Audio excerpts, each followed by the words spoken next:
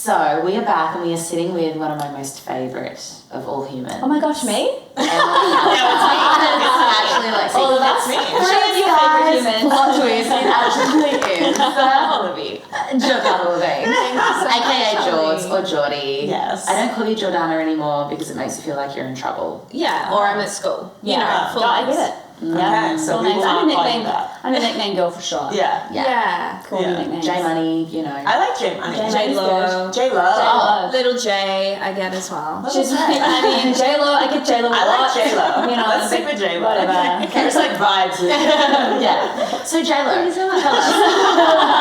Today on the episode we had J-Lo. Get ready. That's right. We were just speaking off recording about what's alive for you right now, and you mentioned book, and you mentioned a lot about book, what people may not realise. Yeah, so my book's been out for just over 2 weeks now. And Congratulations. thank you so Massive. much. And when you birth something that you've been working so hard on into the world, it can be really scary because you don't know how it's going to perform. Yeah. And there's a lot of real life story in there for me. So there was a whole lot of vulnerability I had to embrace. Yeah. With it being in people's homes and them reading it, and my friends reading it, and my family and my lovers, and also strangers. Yeah. And Well, that felt like a good idea at the time. Yeah. right? Was I a little bit too on it? Really reading it. Not even reading it, but like you said, your story is in their home. In now. their home, right? Yeah. And they're talking about it with friends, Yeah. and they're like, "Did you hear what she did that one time?" Yeah. And so when it first came out, it was super exciting, and there was lots going on. There were book launches and interviews and all this fun stuff. And the book sold really well the first 2 weeks. We've reprinted it twice already, like all this success. And everyone's like, "You must be so happy, it's so exciting." And it is. Yeah. And what's been really hard though is that it also comes with this new kind of like energy upgrade. Yeah. Where it's a little bit overwhelming. And it's new feelings and new energy around you and new people wanting to talk to you. Yeah. And the phone doesn't stop in terms of not people calling you up to make you famous and put you on Oprah. But like, the social media doesn't stop. Yeah. You know? Yeah. And if you want to build the brand and you want the book to keep selling, you've got to keep sharing the stories and showing up and putting your face on camera. And in the space of 2 weeks, it kind of threw me. I actually had a bit of a burnout because I just didn't expect it. Nobody So talks much of about it. everything. Nobody says anything. Nobody kind of like preps you for it. I mean, I don't know who's meant to prep you for it, But that's why we have these chats, so we can talk about the Honestly. normality of all of this stuff. Because that's the thing. I think a lot of people will look on Instagram and hear about your book selling out, and oh my gosh, and it's amazing. And I want to write a book one day, and I hope it's successful like yours. And they don't see what it takes behind the scenes. First of all, to even write the book for the first time, then to edit it 1,000 times. Right? Like, I don't know about you, because I've written a couple books, and it's like, I'm done reading this. I cannot read this. I cannot look at this anymore. And George was given the shortest time frame too. How long did you write the book? I had an 8-week Oh deadline. my god! I feel like in a way that would be great because you just It be is. like, this I would work do well it like in that. it. I would. I feel like all right. But it's happening. it's like But that's your life. intense, though. It's a life work. Yeah. You know, you put your whole everything into it, and then just when you think you're done, just when you think you're done, then it's like the interviews and the this and the that, and people who love the glamour of like, oh, I have a book in me and I want to write a book. It's like, great. Why do you want to write a book? Get really clear on that, because there is a lot of work, and it's the same thing with starting a business. Why do you want to start a business? Because there's a lot of work that you don't see on the Instagram highlight reel. Absolutely. And a lot of energetic tax, which I'm hearing you say. Yeah. And that's the thing I think that people don't talk about, because I think sometimes when you're talking about energy, it can seem really woo-woo, like there's new energy in my field, and, you know, which is true. It's also true. But also like energetically in terms of like lethargy and your energy levels and showing up every day and having to smile. I remember I went to Sydney for the book launch. And I had a friend up here, he was calling me and he's like, "You just seem so run down." I'm like, "I am so sick of smiling." And being nice. You gotta be on. Like, I would like to scowl for 12 hours straight. I would just like to be really fucking. I want resting bitch face for the next 3 days. This is my request. It just takes a lot of effort. So it does. Yeah. So I think it's important to talk about it because people Yes. don't. And there's so much comparison, especially when it comes to social media. And so, not that I'm sitting here whinging, like it has been amazing, of course, but it's just seeing both sides. Yes. Absolutely. And I think what you were saying, Alexi, about like the reason behind why you want to write a book, because I had this experience last year. I've always like felt there's books in me and I will write. I studied writing at journalism. It will happen. It's coming. But I initially was going to enter a competition to win a publishing deal. And I sat with, it was a week before entering, and I was like, what's my intention here?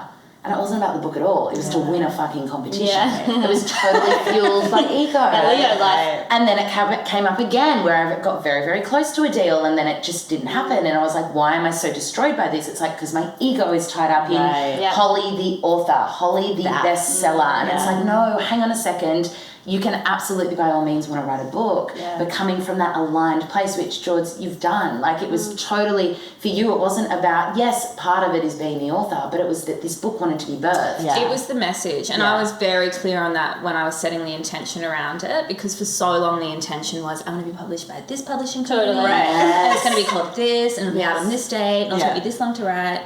Because that's what social media is feeding us now, is you have to have a book to be successful, so everybody thinks that's the reason. Right? So I let it all go, and I was like, this is the message, and I want to communicate it to as many people as possible. I was very lucky that it happened. Well, not even lucky, but it just so happened to be birthed as a book. And I'm a writer, like that's what I do, so it's probably the best way to get the message out there. I love that. And I think your message is unique as well, and me just kind of coming into your world and your work, I think it's really cool how you kind of bridge the kind of woo-woo spiritual soul side with the human side. And I think that's something that it's either all the way over here or all the way over here. And it's so important that we have more of these bridges, because we talk about this quite a bit. Like, if you're just preaching to the choir of people who get the woo-woo and get the thing, or you're just preaching to the choir who get like leadership and human and, you know, mindset and all that, then you miss the people who actually may need it the most. Benefit the most. Absolutely. And you're really good at this as well, Hollie, as well, which is obviously why you two align. This is why we decided to start a podcast together. This is true. Talk to me about middle, Jules. What do you want to know? No, just talk to us a little bit about the, you know, who you're trying to speak to with the message, because it is something that you both do really well, is just like you can have a margarita and you can also meditate twice a day. Absolutely, you can manifest, and you can also like have the bougie things, you know. Can we, like, that is the thing, like, I'm sorry, but the spiritual world takes himself far too seriously. Oh my God. And it's like this spiritual ego of like, I am more woke than all of you. Didn't we like have I can't believe you're twerking right now. Oh my gosh. I can't believe you're having a margarita. You drink alcohol? alcohol? You drink alcohol? We did an episode on this. Talk about it. I think the thing is that it's a way to be taken seriously for what you do. And if you falter and if you go off that path at all, then you're not serious enough, and you're not dedicated enough, and you're not committed enough.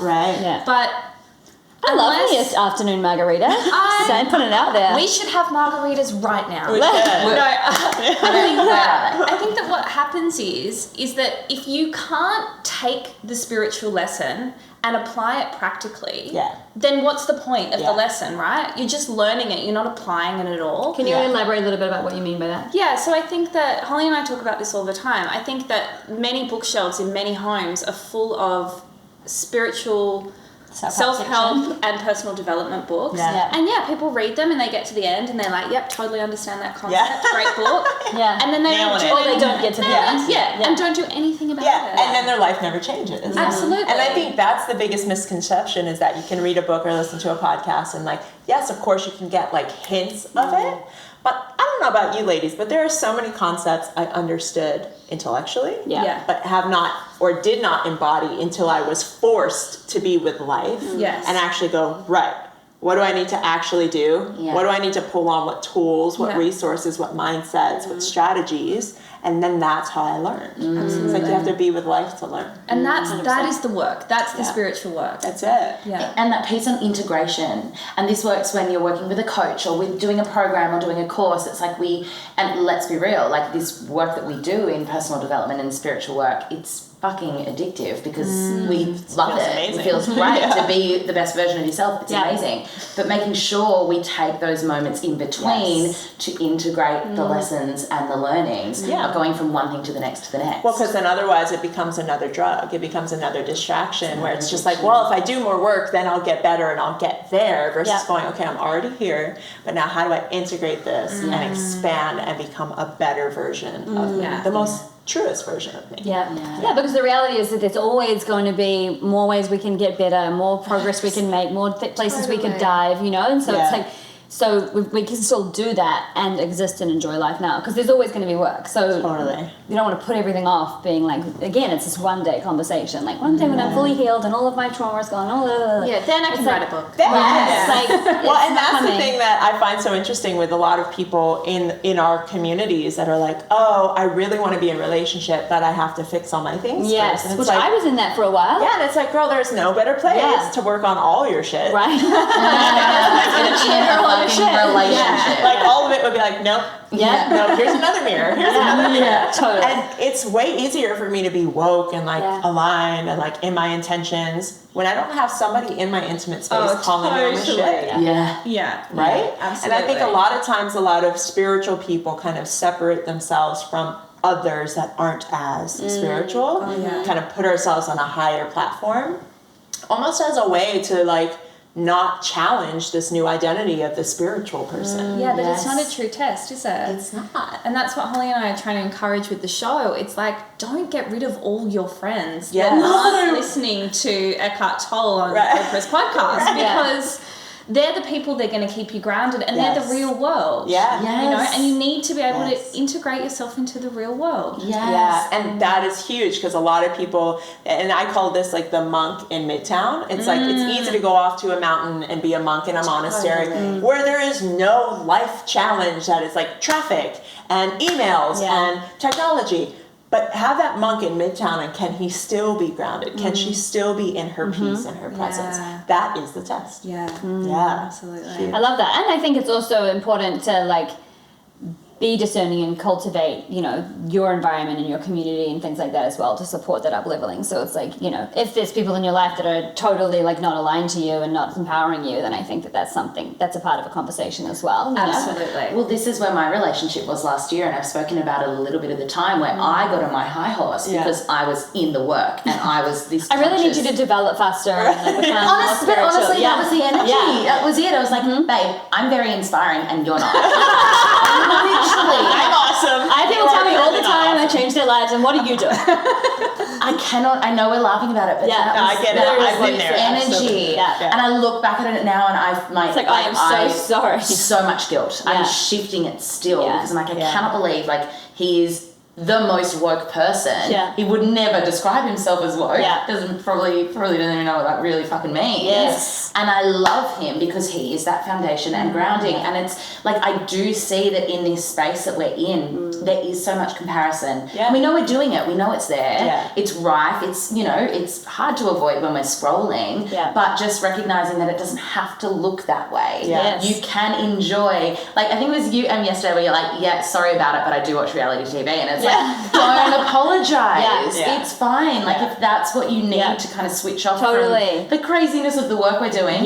Fucking great. Totally. Enjoy Geordie Shore. And don't judge yourself for it. Totally. But this actually goes to a really good point that I really didn't get, because I used to be that person that was like, oh, I just wish that you would like do a workshop or read one of these books to my old partners, and my God, I feel Should so be more bad. like the way I want you Why to be. aren't you more like me? Yeah. Right? But now that I have a 1-year-old who has never read a book, who has never, besides like Thomas the Tank Engine, right? Like Very woke. Yeah, very woke. Excellent choice. Never been to a workshop, doesn't even speak our language yet. He speaks a language, I'm not sure. Definitely speaking that language, yep. But he is my greatest teacher. Yeah. And it's like, your husband, our partners, the people in our lives can be our greatest teachers if we're willing to actually see it. And this little being who 100%. is barely a human yet is teaching me so much. He is literally my greatest teacher. Yeah. He's my greatest workshop, more so than any work I've done. And he doesn't even speak. Yep.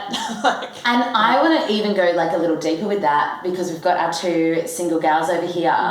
What about the men that you are yet to call in? Like, are they teaching you? Yeah. Well, it's interesting. I mean, it's I feel like I've transitioned out of this, like, I always had this desire for this, like, strong, powerful, like, go-getting kind of guy. Like, it was like maybe someone that I would be able to do the work with or partner with. And it's interesting just even feeling like that expectation pivot, or that desire pivot, and just like starting to watch my attractions change, or almost like consciously. So like someone who's like why do I need someone who's like super powerful out in the world? Maybe I want someone who's really deeply caring and generous and kind, and who can nurture me and support me. Like, that was never something that I desired, whereas now I'm like, and even thinking about a past boyfriend that I wanted to be more like, do this and like da-da-da, and now I look back and I'm like, he was so content. He was doing great things in his business. He was really creative.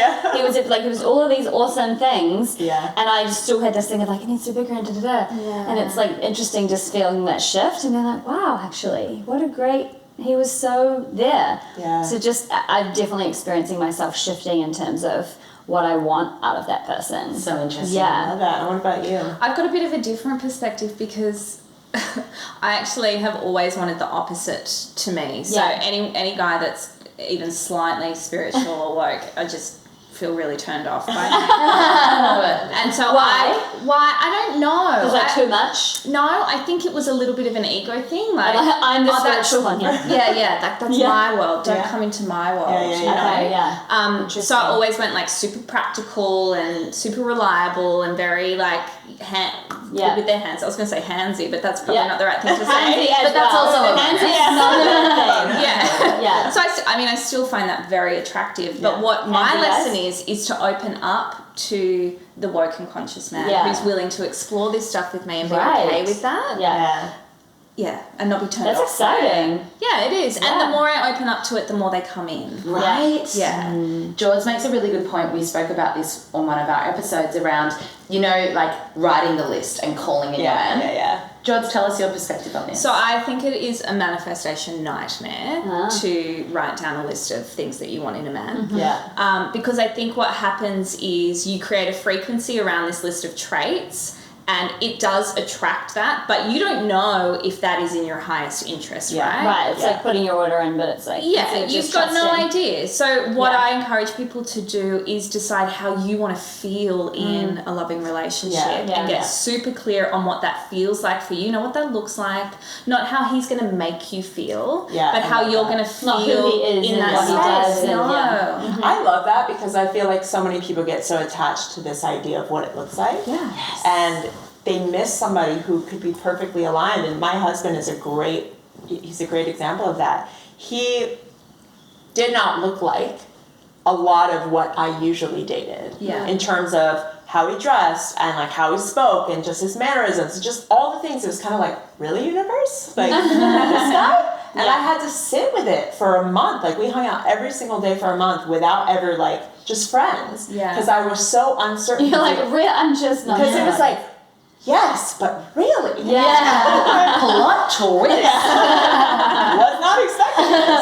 And we're so suited for each other because of our healing that needed to happen. And I think a lot of times when we write these lists, we write from our fears. We write from our past. We write from what we hope will never happen again. Yeah. And a lot of times the exact person we get is exactly who we're supposed to get to mirror our deepest healing, to mirror our greatest expansion. And that doesn't mean it's always going to be easy, and it doesn't mean it's going to look how we think it's going to look. So I think that's a great thing to bring it back to that feeling experience versus like these traits, and he's got 5 businesses and everything's working out, because I was like, I will never date another artist again. And then he's like, kind of like this artistic dude who's like just starting his business and just moved back with his mom. It's like, fuck. Here we go again. But I saw him for what he was building. And it's like, so I love that. I think that's just so key. And it's also about bringing it back to you. Like, I think we leave ourselves out of the equation sometimes. We're like, he needs to be this and he needs to be that. And it's like, well, but what do you need? Yeah. And a lot of times we're exactly what we're asking for out of someone else. That's our work. And it's like, oh, I want someone that is this and that. And it's like, that's the shit that we need to do. And it's confronting. Yeah, are you kind, generous, and funny? I don't think so. Yeah. No. Definitely yeah, those things.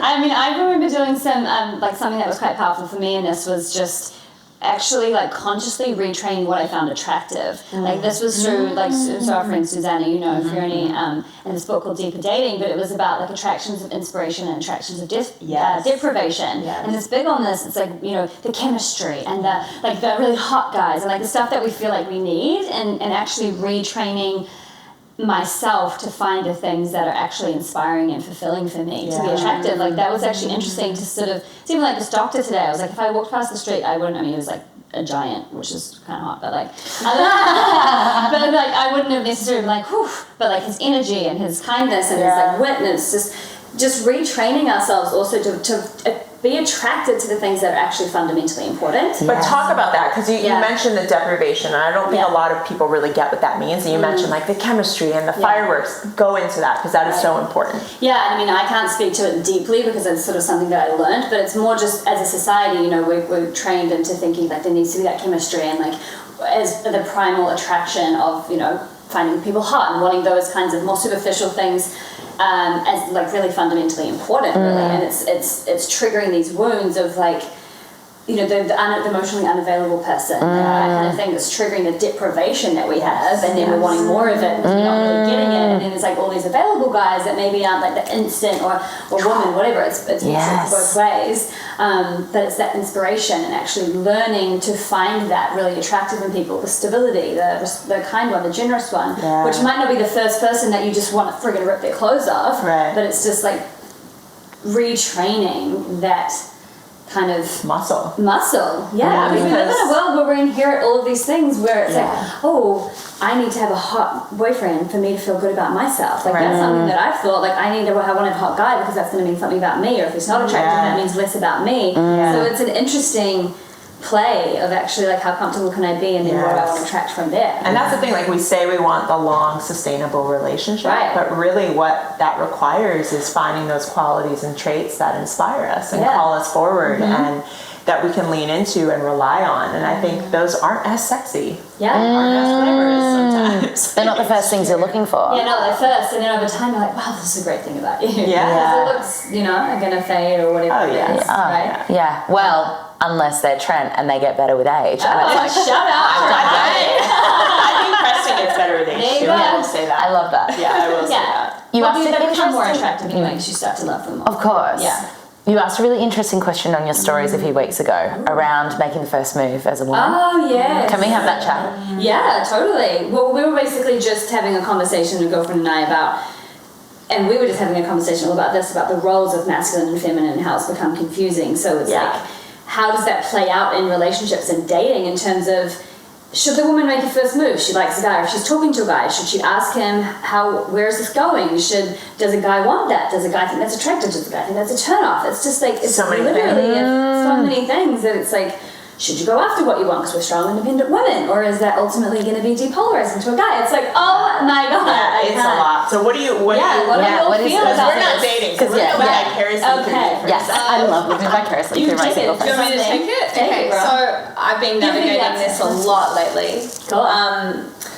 I have to keep coming back to how I feel aligned with how I'm behaving. Yeah. So I got really clear on what I call my personal vibration is. So how I feel when I'm feeling my most authentic self, but also when I just feel really true to me. So I got really clear on what those feelings were, and then I know what strengthens them and what weakens them. So in the dating scene where I'm like, I really want to step up here, and I'm totally okay being in my masculine here and asking someone out or, you know, suggesting something or whatever it might be, I have to sit with it first and be like, does that really feel good for you? Yes. Or is this an ego thing? And what is it? And coming back to that strengthening and weakening, because if I do it and it's not out of fear, it's out of me not actually feeling like it's aligned with who I am, then I know that when whatever comes from that space, however he reacts, I'm still not going to feel comfortable there. So there's no point. But you do have to ask yourself if you're not comfortable because it's something you've never done before. Totally. Or if you're not comfortable because it doesn't feel aligned with you. So and that's true. where it can get a bit tricky. So that's why I think it's really important to get super familiar with what that personal vibration is for you. And it applies to everything. Because it can be such a, like, for me, it's an edge of feeling like I've put myself out there, and then like I'll have like a friend read the message or something, she's like, yeah, no, like, that's, you know, I'm like, so he should make the move now because I've made it really fucking obvious, and there you go, and like I want a man that's going to be able to make the move, you know, but then it's like, have I even put myself out there, or am I so far not comfortable with being vulnerable that I think that that little move is the move? Yeah, you and know? it's not and really it's not really anything. the move, you know? So, Yeah. But it's because, and I agree totally with the like, how do I want to feel in it? Because I do ultimately want someone who, like, even if I make the move and then I get the thing, it's like, oh, but it's not going to feel like I got it because I had to do that. You had to and I ask don't really for it. want to do that. Yeah, I don't want to have to So I do think, that. and that's where it's important for you to go, like, I want the man. It sounds very clear that you want a man that's Definitely. moves in and more direct. Not and, even a like, question takes in And my control. that's okay too. Yeah. Like, we don't have to be Miss Yeah. Independent. Yeah. I fall into that trap all the time. Hollie and I were talking about it last night. You know, I was in a relationship where I was told that I was too dependent when I was in my 20s. Right. And so when I came out, You were like, I am done. I am a woman. and then I went a little bit overboard with it. Yeah. And it's taken me a lot to come back and be Miss Vulnerable again. Yes. And being Miss Vulnerable has been way more rewarding Yeah. than being, you know, the strong woman. And you can still be a strong woman. Yes. Yeah. And just, practice a little bit of vulnerability. But the other thing I wanted to say to you is, if you decide to send a text or, you know, stand in your power and say what you mean, and he doesn't resonate with that, then he's not the person. Exactly. Totally. Because there's Yeah. plenty of men that would stand up and Yeah. be like, yeah, I love that. Totally. Yeah. And that's why I think it's important that we honor us, right? Yes. Even in relationship. Yeah. Like, I think so often we can get caught up in like, what does my partner need, and does he feel good? And sometimes it's like, yes, of course, consider other people, but not at the cost of your own sovereignty and what feels good for you. Yeah. I think I it's to love really that. honor that. Absolutely, and that's what I thought would have been a deal breaker in our relationship, because we've been together since we were in high school, right? And so much has gone on and changed, and you know, loved ones who have experienced cancer, and you know, marital affairs, and like all of this stuff has happened with us, and we've been like strengthening. And the biggest thing for us was me getting into the work that I'm doing on myself and growing and changing, and just assuming because I was doing that and he wasn't, that we'd grow apart. But that's not actually necessarily truth, and that I've always said I will never jeopardize what lights me up and makes me feel good in myself for the sake of a relationship, for our relationship. I just wouldn't. And that's what scared me, because I'm like, I know I'm not going to soften what I'm doing here, because this is my mission, it's my vision, it's what I'm feeling called to do. So then I created a story of, oh, well, that means the relationship's going to end because he's not along with me. He's not keeping up to par. That if anything, we're stronger than we've ever been. We had to go through that rocky period. But I've also, like, he's been able to mirror from me, oh, the things that light me up, they're my non-negotiables, and I'm going to pursue them. And it doesn't matter if Hollie's not in it or not, because we've got this beautiful underlying connection. And that is what brings so much richness to a relationship that I feel has to really be highlighted here. Do not, because I did this in the past where I became like, and it's like, we're one unit. No, you're still two separate humans. Two complete humans. Complete humans that have your own lives, your own interests, your own philosophies, and you get to honor that. And that's what initially brought us together, is the differences, because those differences help complement and they add to, like, if you and I are in friendship, you add so much to my life because of your differences. 100%. And relationship, intimate partnership is no different. Yeah, and it's interesting as well, thinking about, you know, what did attract you in the beginning, and then obviously everyone's going to shift and change and grow, but it's like not losing the complacency of, okay, I was attracted to you because of X, Y, and Z, and you're actually no longer doing X, Y, and Z. So it's like that's a conversation too, I think. Absolutely. And well, that's what is relationship, and not just romantic, friendship, business, whatever it is, communication. Yeah. Right? Having these conversations, saying, you know, maybe the values are no longer aligned. And I'd be interested to hear from you all around when friendships change, because in this line of work that we're doing, the energy can shift. And do you have conversation? Where do we go with that? Yeah, I had a lot of, I had a very solid crew in my 20s, and then when I hit my 30s and kind of just really stepped into my power and owning my voice and my mission in a way that I hadn't in my 20s, I definitely felt the discord. I felt whoa, we are so different, and I feel like I don't speak that language anymore, and it became so obvious because I was so over here and they were so over here. That being said, I'm still friends with all of them. Their friendships just look different. So where I was spending a lot of time with this group in my 20s, now I'm spending a lot of time with my entrepreneur friends because they get my schedule and the fact that I'm not going to text every day. And there's just a level of understanding and ease, and I'm right? Whereas my other friends, I did have to have conversations with them and say, hey, listen, my priorities have shifted. I'm not the same girl that wants to go out and dance on tables and whoop whoop all night, right? She's still fun. She's still in there. She's in there once every 6 weeks.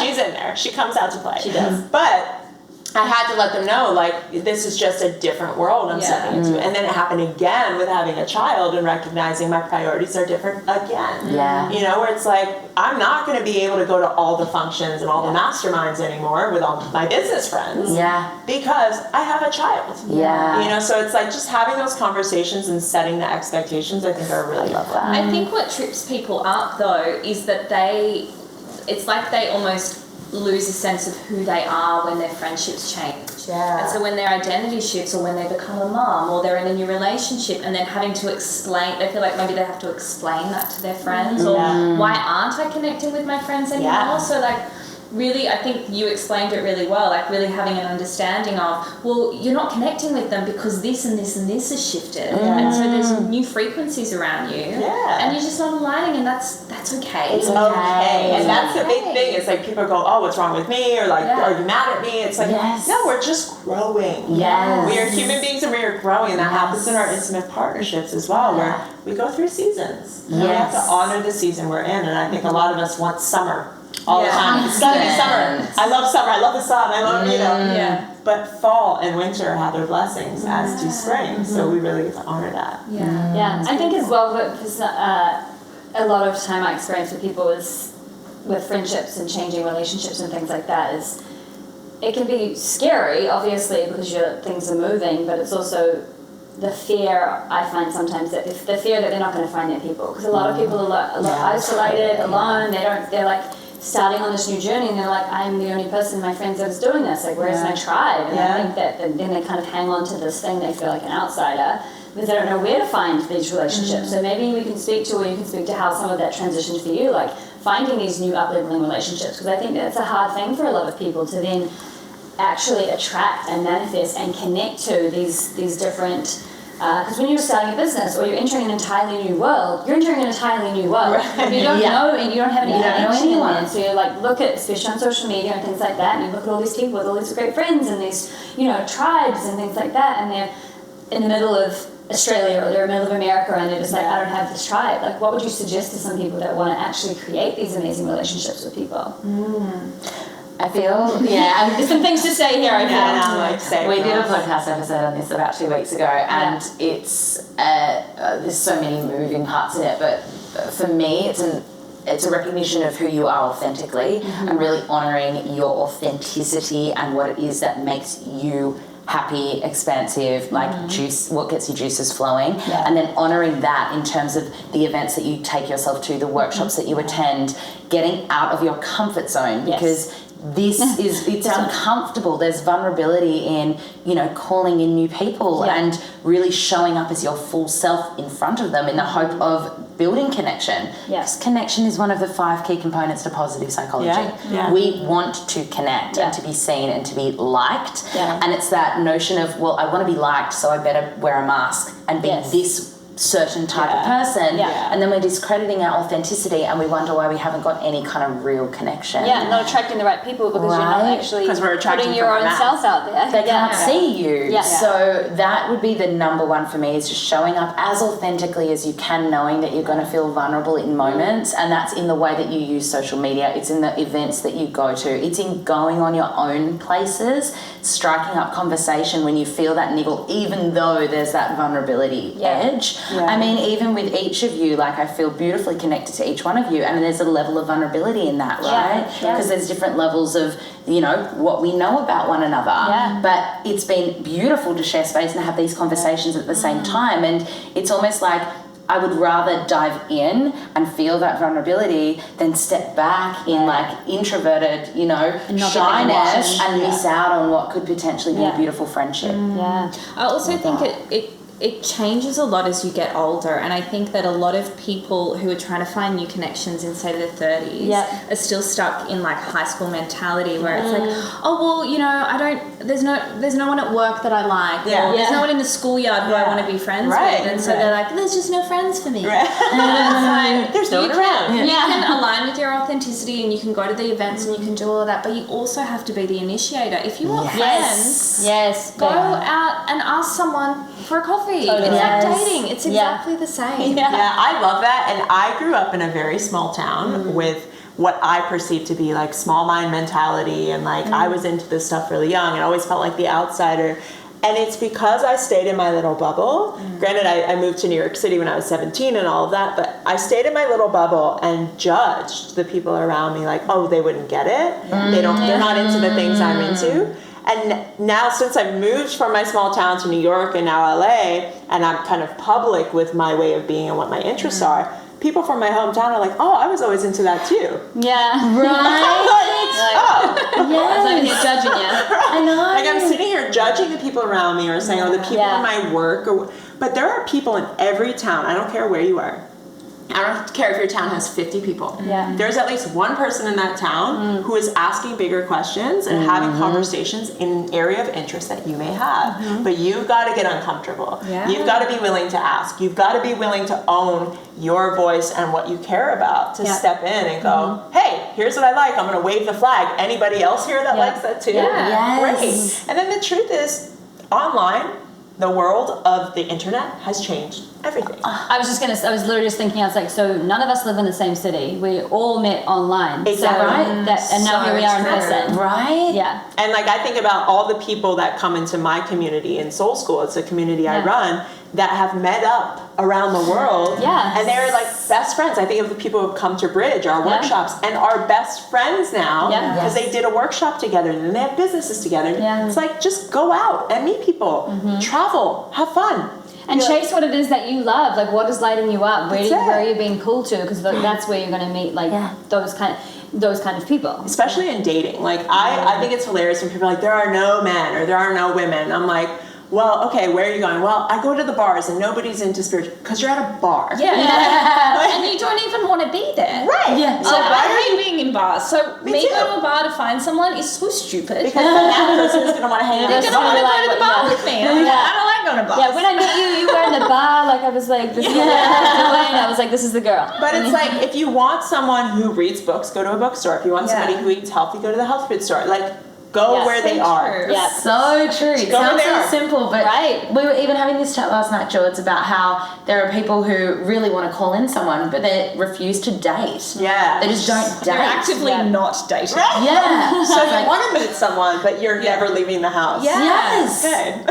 Literally, he's not planning on gonna someone walk knocking into on the your door. bedroom. Yeah. Maybe he'll be like the Uber Eats driver or something. I mean, you never know. Right? I mean, that's a Never slim say possibility, never. but it sounds like that's the strategy at this point. That for this maybe. person. But that's so true. And it, again, goes back to this mentality of everybody wants it quick. They want it now and they want to do the least amount of work to get it. Yeah. And that's just not life. Yeah. Like, I'm sorry, you were in this life, and this life requires that you get into action and create momentum to go after what it is you want, whether it's a business, a romantic partnership, or friends. Yeah. Go after it. Yeah. Go get it. Yeah. Like Felicity was saying earlier in one of our conversations, if you want bread, make a fire. Yeah. And she's literally, when she Right. had to actually cook bread in a fire when she grew up. It's like, it's so simple. Yeah, You want the exactly. friggin' bread, go make the fire. Yeah. Like, if you want the result, go up, and obviously we're two very spiritual aligned manifestation queens, so maybe we can talk about that and the difference as well of like the aligning and the action. You've got to take action. You can't just align and meditate and the universe, give me handouts, pray it'll come. Well, I have to say, the movie The Secret kind of like fucked everyone up. Right. It absolutely fucked everyone up. Yeah. And it's not just The Secret. There's a whole range of manifestation texts that not only left the action piece out of the puzzle, they actively said, don't take action. What? Wow. Yeah, it's all about... But like, this will sell better because people will love this stupid And area. that's it's a market. Of course, because you can be lazy Exactly. and just release attachment and don't hold on, and and that all applies, but only once you've taken action. Yes. Yeah. Yes. And I talk about it in the book a lot. It's like, wouldn't you rather sit back and look at your manifestation and go, I totally made that happen, Yes. rather than this thing happened to me. No. Yeah. So I was doing a beach clean at the beginning of the year. I got invited to one. And it blew my mind. I'm just going to go eco warrior princess for a second. Do it. But so in every minute, a truckload of plastic gets dumped into our ocean. Every minute, a truckload. Mm-hmm. By 2050, there will be more plastic in the ocean than fish. No. More plastic in the ocean than fish. So I heard these two things. I was doing this beach clean, and in my head, I'm like, fuck, like, why is this the first beach clean I've been to? More people need to do them. And I was like, why aren't I doing them? Yeah. And so I started doing them. Yeah. And people were coming. And it's like, and then I had other people go, oh, I can't make it to yours, but maybe I could do my own. I'm like, fucking do your own. Yeah. And if it's not that, if it's, oh, there's no women's circles in my area, what is stopping you from putting one on? If it's not there, start it. Right? Yes. Yeah. Start the thing, take the action. I do an entire week in my program on taking inspired action. And that could be the littlest thing. Sending the Instagram message, connecting with somebody, sending an email. We said this in one of the conversations, it's just, what did I say? It wasn't just do it, just start. Just start. Just start. And if that seems too big, go smaller. Yeah. It doesn't matter how small you go. Small, just small. do something, and by taking any kind of action, it's your message to the universe that I want this, I'm ready for this, and I'm capable of this. And I think a lot of times people in manifesting say, okay, I wrote the checkout, I put it on my fridge, I've got like audios I listen to every day, and it's like, yeah, but if you're not in the game, the universe can actually go, okay, I see that you actually really want this. I see that you're actually committed to getting up off the couch, getting into the game, and getting into life. The minute that you're in that momentum, life starts happening. And synchronicities start happening because we're in motion to move. It's like the woman who wants the relationship, but she's never leaving the house. She's not dating. It's like, there's no movement. So nothing can move into your life or out of it. Your vision board of your dream relationship is not going to do it. It's not enough. It's not. I'm going to stare at you all day. Yeah, I'm just going to really bring this into life. It's scary, but I mean, that's what's being put, sold out into the world, and people are buying it because it's the convenient in truth, convenient life. Absolutely. It's like the diet laws, where Yes. it's like, God. you know what, just drink water and have these pills for 5 days and you'll lose Just 10 drink shakes. kilos. Yeah, And you're stay like, off I'm forever. absolutely going to do that. It's so easy. Because I don't have to do anything. Yeah. I don't actually I have won't to actually change. work, but I'll be able to That's believe what it for a second, and that will make me feel But better. I don't actually have to shift anything about how I be with life, which is the only sustainable option in anything. You have to shift how you be with life, with food, with relationship, with friends, with all of it, in order to have anything actually shift sustainably. That's it. It's responsibility for you, and that's what's scary, because it's like, hang on a second. What do you mean I'm not the victim in this? It's not everyone else versus me. It's me looking at me. It's scary. Owning your shit. It's scary for a lot of people. It's scary for me sometimes. Yeah. You know? What shit you're all owning right now? Great question. Wow. That's a good question.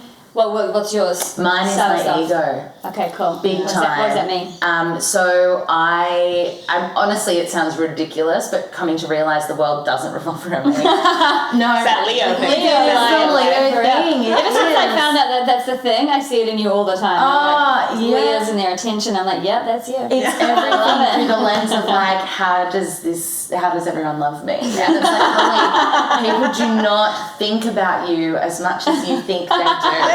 And they don't care about you as much as you care about as much as you would like them to. Right? Yeah. But it's this humbling process for me to be like getting off my high horse and really coming back to the word that keeps coming up is being of service and how I want to serve. And that for me feels really delicious because I love to teach. I love it. I like it. It gets me so excited when I'm like holding space for a group of people and I see their eyes light up and I'm like, oh, I've shifted something and they're going to go off and do their thing. And like even little things like I haven't changed someone's life, they've changed their life, but I play a role in that. So it's really coming from a place of like a real, a grounded and humble position, which I've not yet brought into my business before. And it feels really nice, but it's very fucking confronting. And that's huge. Like that will change everything. Everything. I've actually, like, I'm working on something kind of different, but it's ego still, but it shows up in an opposite way.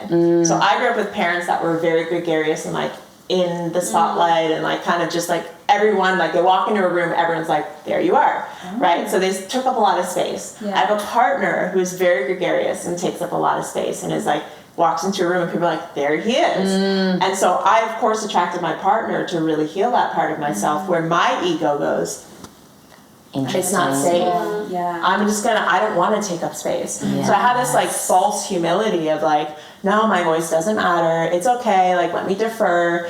And it's okay. And I validated it because it's like, well, I'm the more humble one and it's okay. But that's ego as well. So now I'm leaning. My partner's also a Leo. What's that? Yeah.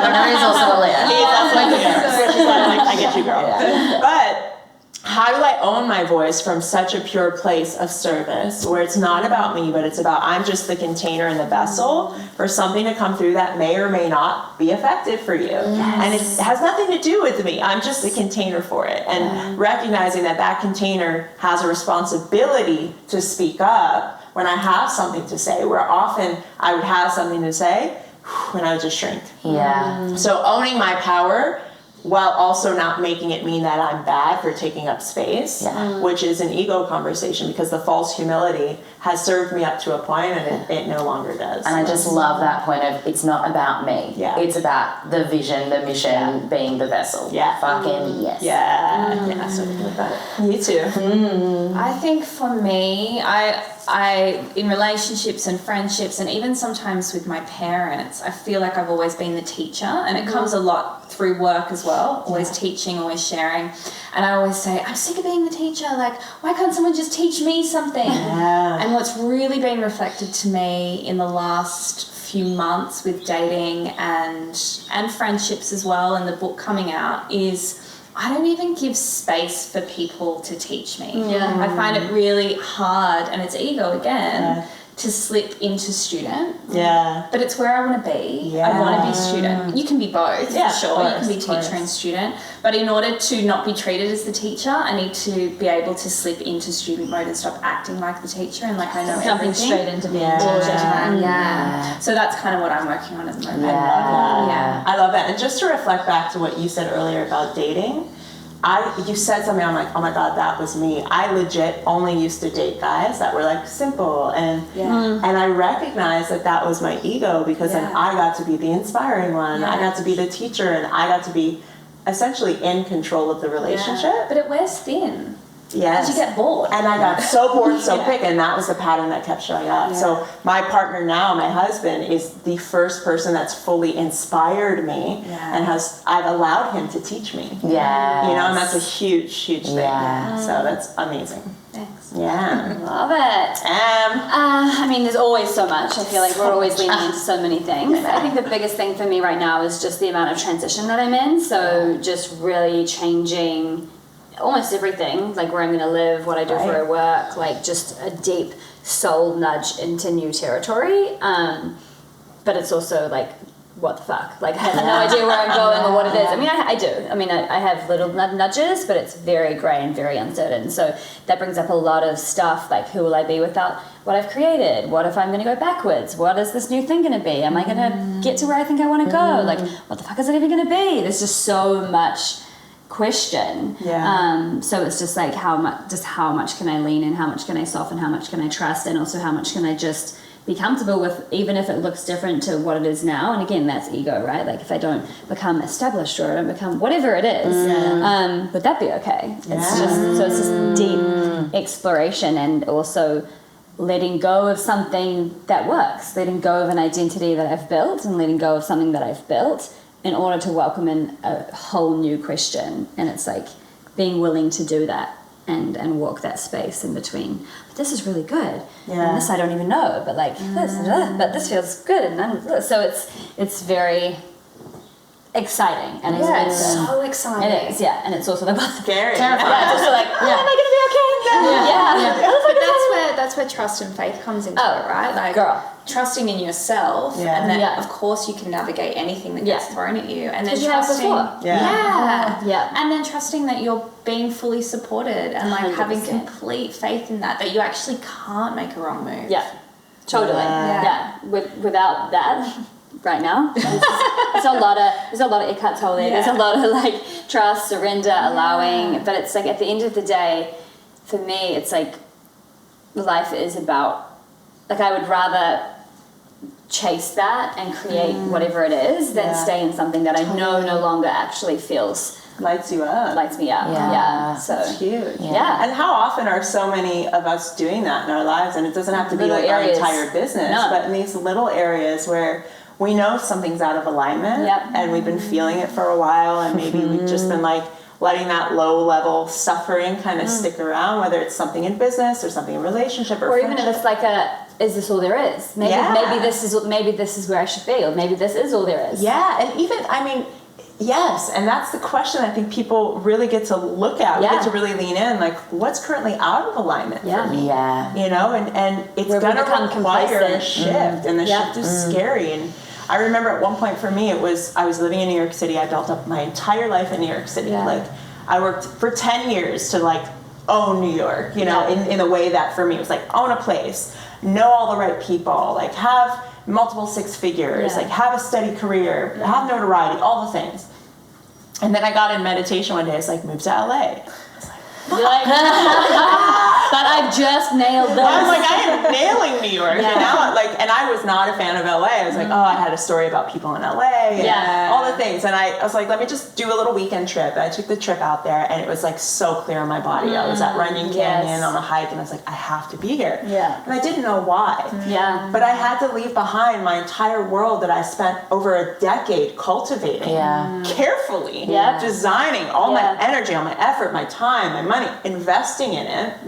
I had to leave it all behind to start new and follow a nudge that eventually led me to a deepening in my work now and my husband. You know, and it's like, I didn't know that was on the other side. And I was just like kind of free floating for a while, like, not sure why I'm here. Everyone's like, why did you leave? I'm like, I'm not really sure yet. But I feel like it's so important to listen to those niggles and understanding that it takes courage. Because that's what I felt with you, Em. It's like you're stepping into a lot of courage right now. This unknown, because we like to know, and we don't know anything ever. So finding the comfort in that unknown, but also when it comes to alignment, knowing the things that really bring you into alignment that don't feel heavy as well. Because it can feel heavy, absolutely, making decisions, having tough conversations, but also things as simple as having a playlist that you put on and you know you feel good, or a certain meal that you like to eat, or a certain person that lifts your spirits, or a certain rom-com that just gets you laughing. It's like those are things that bring you into alignment too. And only ever making decisions about your life when you are in that conscious place of alignment. And so not from fear. Not from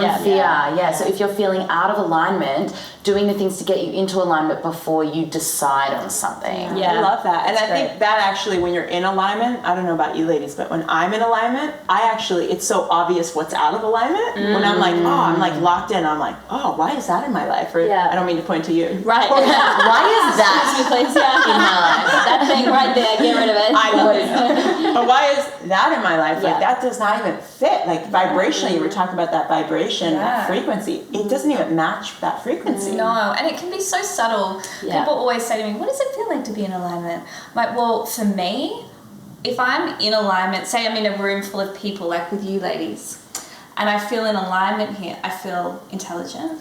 I feel quite funny. Charming. Yeah, I feel light. My body feels relaxed. There's no restriction in my chest. Things flow easily. Yeah. There's little coincidences that like pop up, like all that sort of stuff. Yeah. But it's like how you feel in yourself, because there's rooms that I'll walk into. I can't say one smart thing. Yeah. I stumble on my words. I'm not funny at all. Yeah. Jokes don't land. Yeah. And I'm like, this is energetically out of alignment for me because I don't feel comfortable here. My frequency's being compromised. Yeah. And it can be as simple as that. Frequency's compromised. Yeah, I love that when you just walk Abort. in. Frequency's compromised. My frequency's been compromised. I've got to go. This is a great point, and I would love to know your Warning. take on this, all of you, because I hear that there are certain places that, and I love that you name it. It's like I feel it because you said that, and I'm like, oh, I know what I'm doing. Totally, same. So I get to do that. I get to name my alignment. And when does it become like, okay, so I have definitely stepped into rooms where I feel like I instantly kind of shut down. Is that the room? Is it me? Is it both? And where does the work lie? That's a really Good question. Yeah. You know, because I do think that environment affects us. Oh, definitely. But there's also our responsibility that we bring into that. Yeah, because I mean, I'll take that one. For example, like if I think about this new transition that I'm doing, I'm moving into a new world where the beginner part of me doesn't feel as intelligent in those rooms, doesn't feel like I know as much around those rooms, but rooms that I've been in now that I feel really comfortable at one point probably were those rooms. So it's like, because I'm having to, like you say, where does the work lie? So it's like, how do I become more comfortable knowing that that's an environment and a space I actually choose to be in to continue to up-level myself. But I know that, to expand into, because I know that I want to choose that room because there is niggles that are guiding me there, but it doesn't mean it's not confronting. It doesn't mean that I'm feeling really comfortable in that room already, you know, because I think that for me, I feel like alignment is chasing those curiosities, which right now feels like it's leading me into some rooms that I will not feel super checked in. No, you're right. That's a really good point. Yeah. And I think it's taking stock of the situation. Yeah. And that was obviously an example as well. No, but it's a really good Yeah. one, of course, because that's what up-leveling is, right? Yeah. It's like stepping out of your comfort zone Yeah. and finding a new alignment that matches that. Yeah. But I guess what I was referring to more was that idea, and it happens with friendships a lot, where you're just not able to feel into yourself and be yourself in that room. Yes. And that's a really subtle way to tap into alignment. Yeah, I think it's a subtle thread as well in those instances where is that like that nervous energy, excitement and anticipation of this is uncomfortable or is it I just feel out of whack here and this is just doesn't feel good. Like it doesn't feel good, you know? Because we are going to find ourselves in situations that feel that little bit of a push of alignment, but it is exciting because we know we're going to grow and it's fucking terrifying at the same time. But then is it fucking terrifying and you leave depleted and you're like, why was I ever in that room in the first place? I think depletion is a really good sign. It's I find myself in rooms where I know I'm like kind of out of my element. But I'm inspired, like South by Southwest. We went to this whole conference where it's like tech and business and startup and VC, and we were in a lot of rooms with a lot of people where we were like, we don't even know what that means. I'm going to Google that. What is that? Say that again? But I left feeling inspired, and I left feeling like, wow, like I felt called forward. Instead of like, oh, that feels icky. So I think the like depletion versus expanded. Because like when you go into those rooms, you feel expanded after. Yeah, totally. And I think this is just a self-awareness. It's all self-awareness because we have to have that, because it is so, like you said, it's subtle. It's not always going to be, like even being out of alignment, like there's things in my business where I'm realizing I'm out of alignment, if we're going to, like that's what we're sort of the language we're using, but it's still subtle. Because I could say, I could still do this because it makes sense, but it's like, but it no longer feels like it's exciting and expansive. So therefore, you know, but it doesn't always feel like, it's definitely out of alignment now. 100%. It's like, ooh, you know, it is the subtleties. Yeah. And it is that, am I depleted? It can be really hard to notice. But also not being terrified to be out of alignment. It's like, if you disalign, unalign, misalign? if you misalign, unalign. Is it misaligned? I think it's misaligned. if you misalign, misaligned, you can bounce back. Like it's okay to come out of alignment. Yeah. And be like, I'm out of alignment. Doesn't feel so good. I'll remember this for next time, and then shift back in. You know, it's not like you fall out forever. So testing the waters as well, and going, what is this feeling, is this contraction, is this expansion? No, I'm pretty sure that's contraction, I won't do that again. Yes. And I love that idea too, to really just reiterate that alignment, it's like a dance, right? Like we'll never get to a place where we're always fully aligned. Constant alignment. Because that's the other, like, another there to get to. Yes. And that's a trap. And I think recognizing that we'll never ever be fully aligned all the time, everything's perfect, but that we have a new relationship and awareness around our own alignment, where when we feel misaligned, we can check back in. Yeah. And that's huge. Check ourselves before we wreck ourselves. Yes. Real talk. Real talk. Real talk. Yeah. 80s rap songs prophesizing. Let that They knew. They knew. Woke as hell. Yes. Juicy chats. Right? Yeah. So good. Well, thank you so much for being here with us. Welcome. That was so delicious. Yeah, and we look forward to learning more about all the things happening with you, and hopefully you get some energetic space with all the energy coming your way. Yeah, I've cleared my calendar. Oh, good. Yeah, amazing. Yeah. Listen. Beautiful. Thank you. Yeah. So good. Woohoo. Thanks, girl. That. Guys,